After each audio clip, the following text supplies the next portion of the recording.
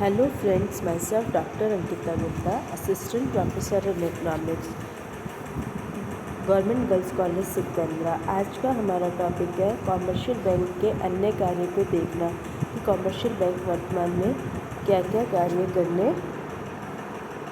लगा है। इसमें हम सबसे पहले देखेंगे म्यूचुअल फंड क्या होती है। म्यूचुअल फंड के माध्यम से जनता अपनी बचतों को इकट्ठा करती है और बैंक में जमा कराती है। भारतीय बैंक उनको इन्वेस्ट करता है और जनता को ब्याज के रूप में प्रतिफल देता है। इसकी स्थापना सबसे पहले म्यूचुअल फंड की व्यवस्था सबसे पहले यूनिट ट्रस्ट ऑफ इंडिया ने की थी, जिसके माध्यम से लोगों की बचतें एकत्र की जाती है, फिर उनका उपयोग कंपनियों के शेयर व ऋणपत्र आदि खरीदने में किया जाता है। इसके माध्यम से जनता को तो सिर्फ अपनी बचतें बैंक में जमा करानी पड़ती है और उसका वो कहाँ इन्वेस्ट करना है ये निर्णय उसको बैंक करते हैं कि वे कौन से शेयर में कौन से बॉन्ड्स में उनको लगा रहे हैं, और बचत करने वालों को तो ऑनलाइन रिटर्न दे दिया जाता है। हाल ही में कई सार्वजनिक क्षेत्र के बैंकों ने परस्पर कोष स्थापित किया है। भारतीय स्टेट बैंक की एक स्वतंत्र सहायक इकाई SBI वर्तमान में इस कार्य का संचालन करती है, लेकिन वह साथ में मर्चेंट बैंकिंग का कार्य भी कर रही है।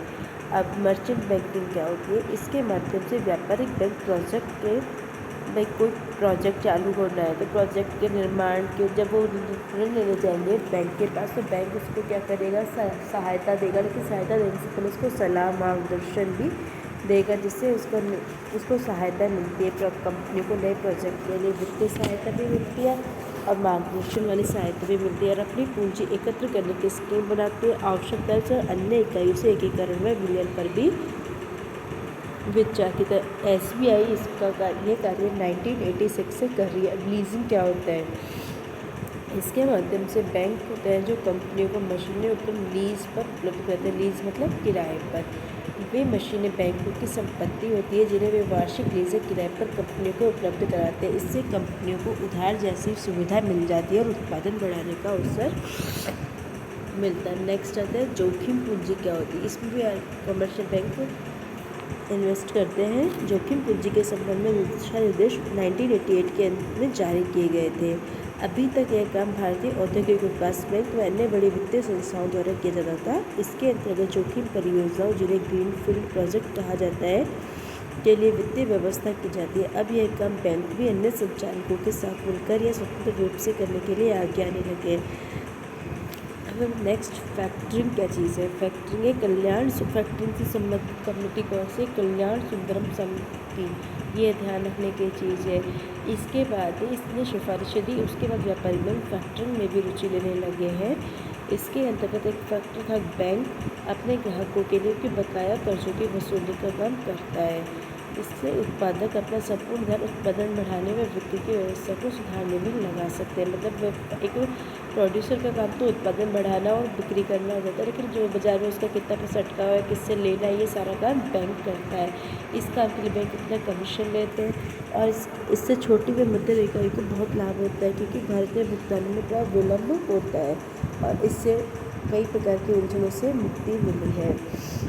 राष्ट्रीय आवास बैंक नेशनल हाउसिंग बैंक के जुलाई 1988 से देश में आवास वित्त की सुविधाओं को बढ़ाने का काम कर रहा है। इससे व्यापारिक बैंकों व सहकारी बैंकों का सहयोग से 1 जुलाई 1989 से होम लोन अकाउंट स्कीम परिवारों से साधन जुटाने के लिए चालू की गई थी। इससे काफ़ी संख्या में लोग सदस्य बने हैं। ये भवन निर्माण के लिए उधार देने वाली संस्थाओं को पुनर्वित्त की सुविधा देते हैं। और फिर नेक्स्ट SIDBI आता है, भारतीय लघु उद्योग विकास। इसकी स्थापना कब हुई? 2 अप्रैल 1990 में। ये ध्यान रखने की बात है। 4200 करोड़ से इसने अपना कारोबार चालू किया था। ये लघु उद्योग विकास कोष व राष्ट्रीय वित्त कोष का संचालन करता है और लघु उद्योगों की स्थापना, आधुनिकीकरण व पुनर्स्थापना में मदद करता है। फिर है सेवा क्षेत्र दृष्टिकोण 7।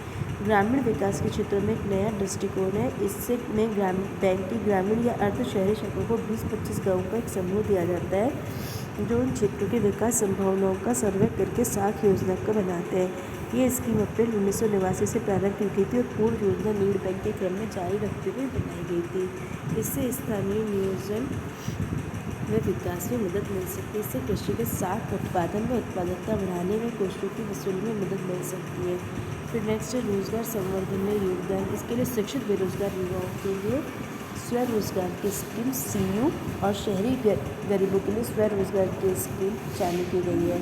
और निर्धनता निवारण में भी उसका योगदान रहा है। संबंधित ग्रामीण विकास कार्यक्रम के अंतर्गत चुने हुए निर्धन परिवारों को सरकार सब्सिडी भी देती थी और बैंकों से कर्ज की व्यवस्था की जाती थी ताकि गरीबों की कोई परिसंपत्ति प्राप्त हो सके और वे अपनी नई आमदनी बढ़ा सके। उपरोक्त विवेचन से स्पष्ट कि भारतीय बैंकिंग नई दिशाओं में प्रवेश कर रही है और इसके लिए विकास के निश्चित उभर रहे हैं, लेकिन साथ में कई नई समस्याएं भी उत्पन्न हो रही है। विशेष रूप में कर्ज राहत में सार्वजनिक क्षेत्रीय बैंकों, प्रादेशिक ग्रामीण बैंकों व सहकारी बैंकों की वित्तीय दशा पर विपरीत प्रभाव डाला है। इससे बैंकों की लाभप्रदता व विश्वसनीयता को भारी धक्का पहुंचा था। इससे देश की वित्तीय स्थिति पर भी प्रतिकूल असर पड़ा है। अब हम नेक्स्ट चैप्टर में देखेंगे कि उदारीकरण हुआ 1991 में, उसके बाद फिर बैंकों में क्या चेंज आया, बैंकिंग क्षेत्र में क्या सुधार हुआ या वर्तमान में बैंकिंग क्षेत्र के नए आयाम क्या है। Thank you.